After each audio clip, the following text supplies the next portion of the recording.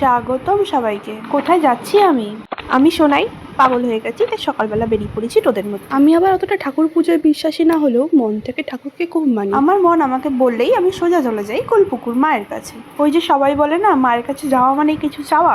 সত্যি বলছি, আমি যখনই মায়ের কাছে যাই কিচ্ছু চাইতে পারি না, খালি মনে হয় মায়ের দিকে তাকিয়ে থাকি আর তাকিয়েই থাকি। আর তার উপরে ওই দিন ছিল মারাত্মক গরম, কিন্তু মন্দিরের মধ্যে বিশ্বাস করবে না, একটুও গরম লাগছিল না, একটুও না। কথায় আছে না, যা হচ্ছে হতে দাও, খালি প্রত্যেক দিনটাকে উপভোগ করো নিজের মতো করে। তো সেদিন গিয়ে দেখি একটা নতুন নিয়ম চালু হয়েছে, যেটা দেখে আমার এত বিরক্তি লাগছিল না।